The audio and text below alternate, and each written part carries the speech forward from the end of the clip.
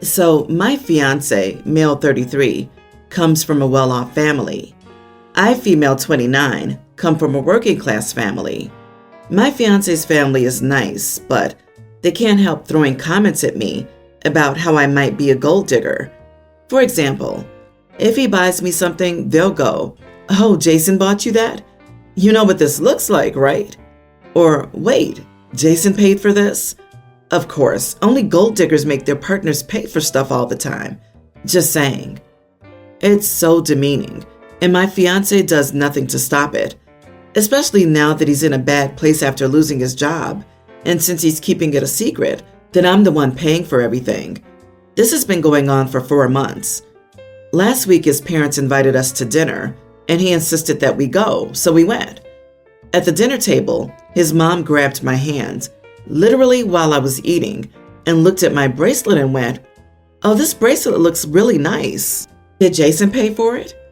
I nodded and reminded her that he bought it for me as a birthday gift last year. She was like, wonder how much it cost. She then leaned back and said, "You know, I remember when my brother was dating this gold digger woman, she'd receive expensive stuff like this," pointing at the bracelet, "for her birthdays." I was stunned. I cut her off and asked if she meant to say that I was a gold digger. She threw her hands up and went, "I mean, if the shoe fits," while laughing awkwardly. Silence took over. I looked at my fiance and he shook his head at me like, "What?" I snapped. I told her it was bold of her to imply I was a gold digger when I was providing for her unemployed son, who has been for 4 months now. They all looked shocked. She glanced at me in shock, and his dad asked if it was true, and my fiance just froze but looked so angry. An argument ensued. Dinner was cut short, and we had to leave after they started criticizing him. He had a rage fit in the car, just yelling and lashing at me. In my defense, I said that he sat by and let his mom continually imply that I was a gold digger, but he said that they never outright called me a gold digger, so it was all in my head. He said I still had no right to take advantage of his unfortunate circumstance to get back at his mom and expose him to his family.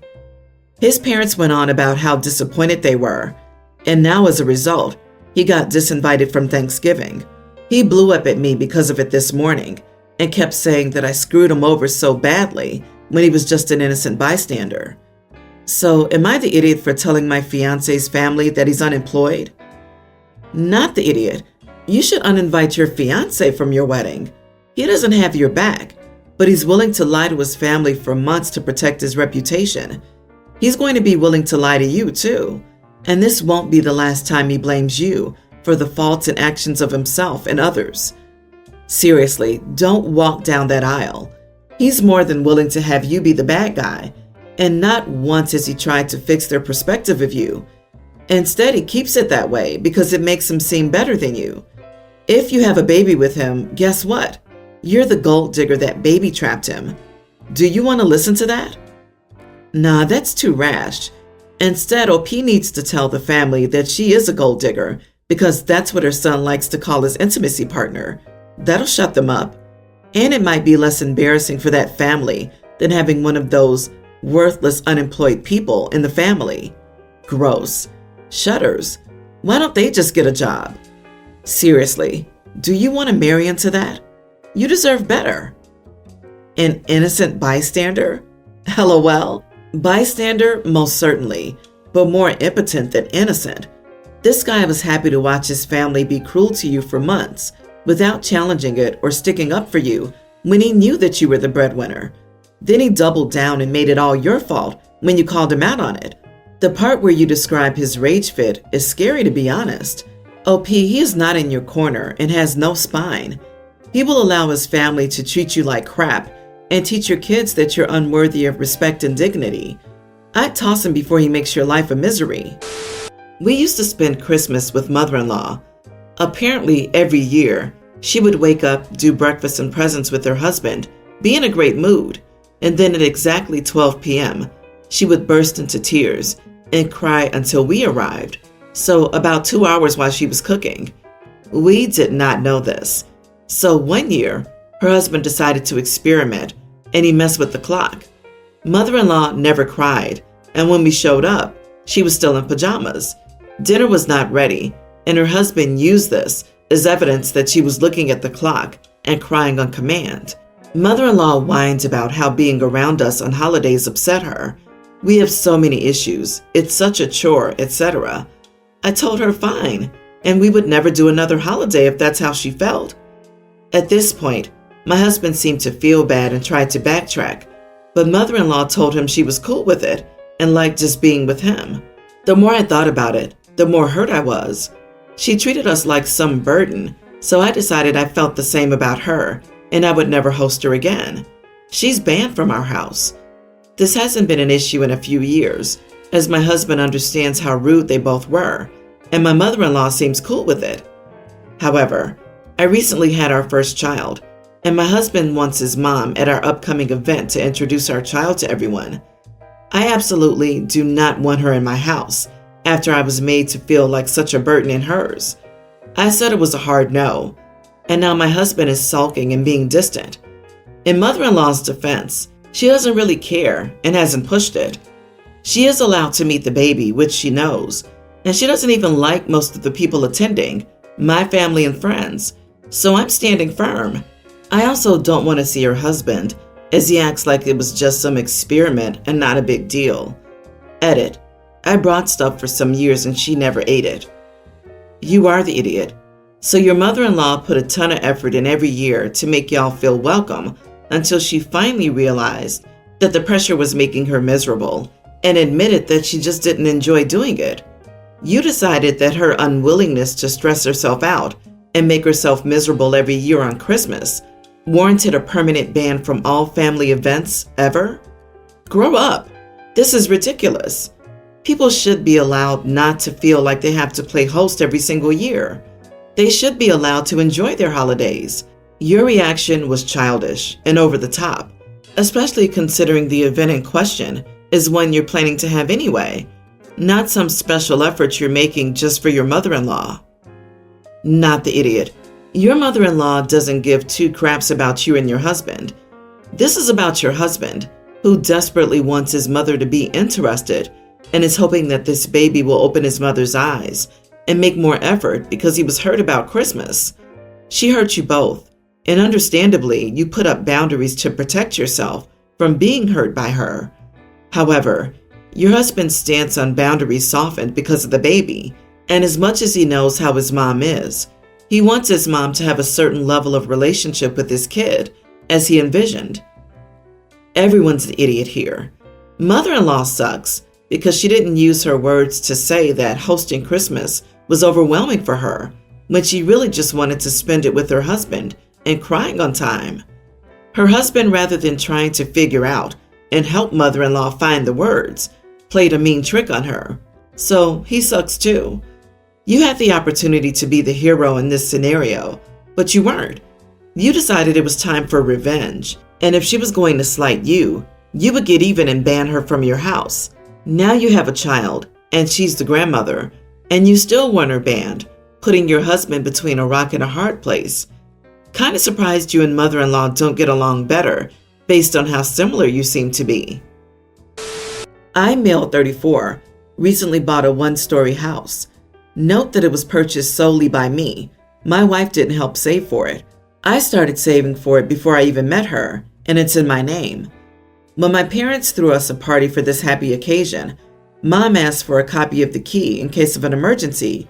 I let her have it, which made my wife upset. She didn't say anything at the time, but she waited till we were alone and started arguing with me, saying I shouldn't have let my mother have a copy of the key. I said why, since my mother's known to respect privacy and is a very trusted family member. She said that she doesn't feel comfortable with the idea of someone else who's not a resident having a copy of the key. She also mentioned that my mother didn't pay a penny towards the house, so this should disqualify her from getting the key. I said it's not that big a deal, but she persisted, saying I needed to take the key back. Quite frankly, this had me fuming. I pointed out that I'm the one who bought the house, and it's my decision to decide who gets to have a copy of the key. End of story. She screamed at me, saying that technically she contributed towards the house savings when she used to pay for our rent and daily expenses while I saved money. I told her that she was acting as if I put my mom's name on the title, which is ridiculous. But she said I have no respect for her opinions and I keep undermining her input. We've been going back and forth on it since then. She's now letting me know that if I don't take the key back, then she'll do it herself. I think she's being irrational and unreasonable, acting like that over a copy of the house key. This decision I made could save us in an emergency, but she kept downplaying it. It's crucial to mention that there's no conflict between my mother and my wife. They're on near perfect terms, all right? I thought that I'd already established that above. You are the idiot. If you saved by letting your wife pay for rent and expenses, then you did not save. You freeloaded off your wife so that you could buy a house in your own name. That's not fair to your wife. How about for the next few years, you pay all mortgage and expenses so she can put all her money in savings and buy her own house? Yep, OP, you are the idiot. Big time. This should read, my wife supported me financially and paid our rent and expenses so I could put all my money toward our house. Instead, I bought the house, denied her any rights to it because her supporting me doesn't matter, and now I'm giving away keys to her home, even though she isn't comfortable with it. Is anybody thinking of making financial sacrifices to enable their partner to buy a home in their name only? Then read this story and think again. You are the idiot for leeching off of your wife and giving her no rights to the home she enabled you to save for. Do you even like her? Wondering this too, his actions seem to show that he doesn't like her or love her. I hope she finds someone else, that poor woman. OP, your attitude of, I paid for it isn't on. You're married. It's our home, not my home now. In any case, your wife is right. She absolutely has financially contributed to the property. She paid the rent, which allowed you to save.